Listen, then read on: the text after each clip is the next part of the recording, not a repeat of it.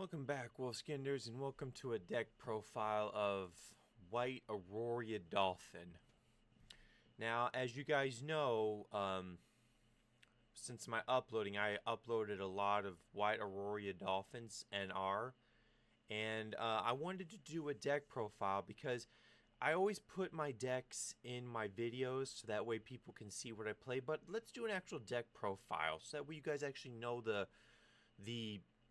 reason for why I have these ratios, I guess you could say, or what you guys should probably do a lot better with this. So we're gonna start with 3 Guard Dragon, just Kriri.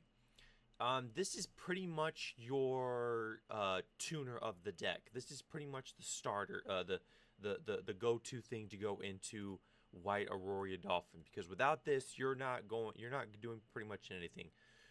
So that's pretty much it. And then next we have 3 copies of Silent Angler, 3 copies of Tenny Spirit Shathana, and 3 copies of Shayun the Vaselin's Archer.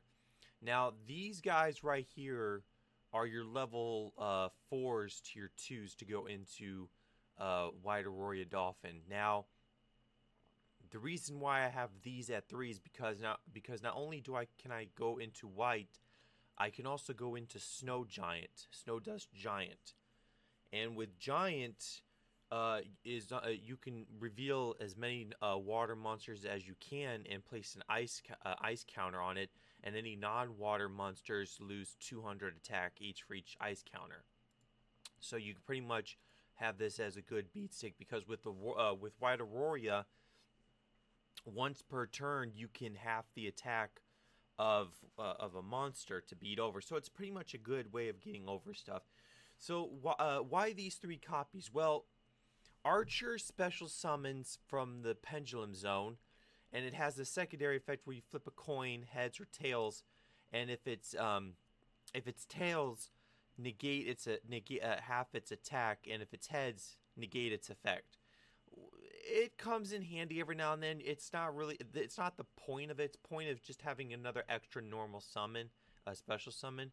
Silent Angler is a good one because if you control a water monster, you can special summon it, but you can't special summon for the rest of the turn. That's completely fine. And with Shathana, if you control no effect monster, you can special summon it. So it's pretty much ways of there's always a way to get this out onto the field, because you're either going to open this up and special summon it, or you're going to have Guard Dragon to go into your Dolphin, or you're going to go into a Snow Dust Golem, depending on what you have. So that's pretty much the general facility of it. The rest of the cards are like tech cards. And so we have 2 copies of Casteria Ogre. Casteria Ogre is just a good normal first turn card. In case you go first. This is a going second deck, but Casteria Ogre is pretty much good to at least have a body on the field, because when your opponent activates an effect, except you can banish a card. So you can at least banish a card if it activates an effect, and when it beats over something, it can banish a card. So you're at least getting some of their tech cards out of the way, and that's pretty much why they're. You want 2 copies of Cataclysmic Chimbine. Now this card's okay. This is sort of a way of getting an extra body on the field in case something were to happen. This is more of a fail-safe, you could say. This is more of a fail-safe for the deck, because since you're running all water monsters, if any of your water monsters get destroyed, you can easily special summon this, rip a card out of the hand, and have something. Ripping a random card out of the hand is okay, but most decks really are okay with that. But sometimes you get lucky and rip a card that they can't really use at the exact moment, so it kind of does work. And being a 2600 beat stick, it does come in handy. So it's just more of a backup It's just more backup in case you really need to. So for the spells, we have 3 copies of Mage Power, 2 copies of Cauldron of the Old Man, 3 Mystical Space Typhoons, 3 Book of Moon, and 3 Forbidden Chalice. Now, the Mage Power depends on what you want to put it on. You can put it on your Ogre, you can put it on your White Aurora, you can put it on your Snow Dust Golem. It just depends on what you want to do with your Mage Power. It's just a sort of way of boosting it up. And with the Cauldron of the Old Man, since we really don't have any more space or types of water monsters to go with this, I pretty much put Cauldron of the Old Man because at least it allows me to get some health back and inflict 300 damage for each counter. So for 500 life points for each counter, 300 damage for each counter, it kind of helps out. It kind of helps out space in the game a little bit, depending on the niche you need it for. So if you're getting stomped, maybe get a little bit of points until you get something going again, and then start burning them. So because you'll be stacking up counters anyway. So then of course 3 copies of Space Typhoon because we don't run double twister, twin twister, so we have to do or Cosmic Cyclone. So this is pretty much our only back row remover.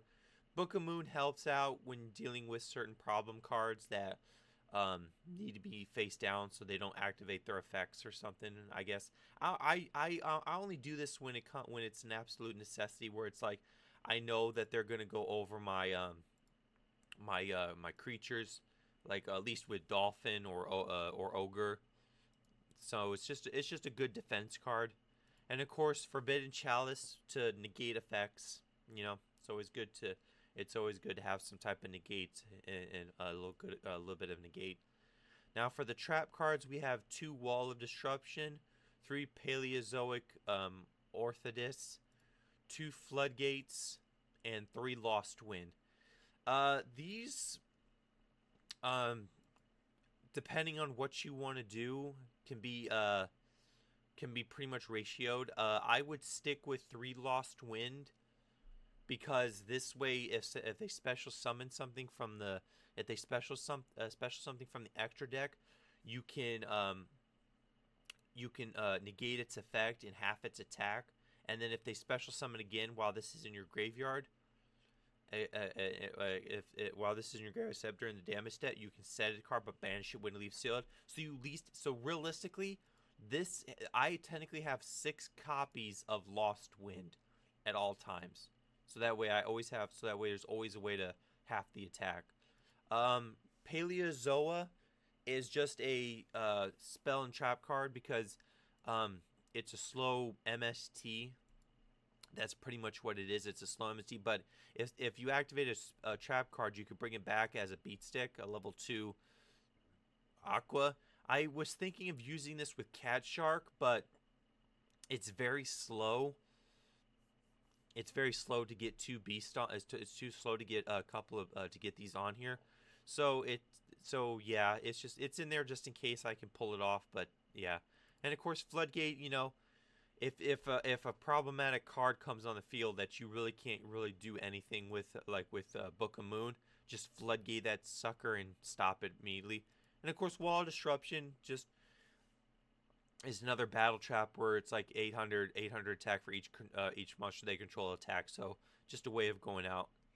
Now for the extra deck, there's really not a whole lot. Like I said, we're running 3 copies of White Aurora Dolphin, 3 Aurora Mackerels, Glacier Beast Iceberg, 2 Cat Sharks, 3 Golem, Snow Dust Golem, and 1 Gagagigu the Risen.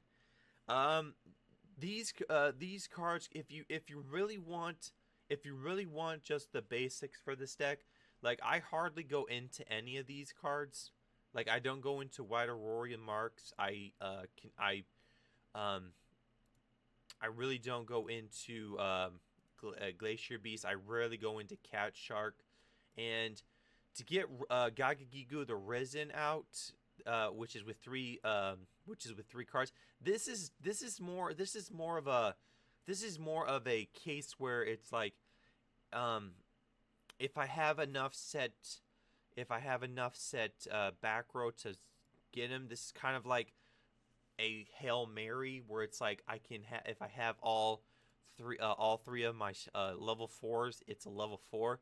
But pretty much this right here is pretty much the extra deck. Three dolphins, three snow dust golems, and one risen just as a Hail Mary in case you have some type of ability to protect this guy, because yeah, you got like floodgates, lost wind, and stuff like that. So I just wanted to showcase this deck. So this is the NR1. So I hope you guys enjoy. I will see you guys next time. You guys take care. Be well. Be safe. Have fun. Bye, everyone.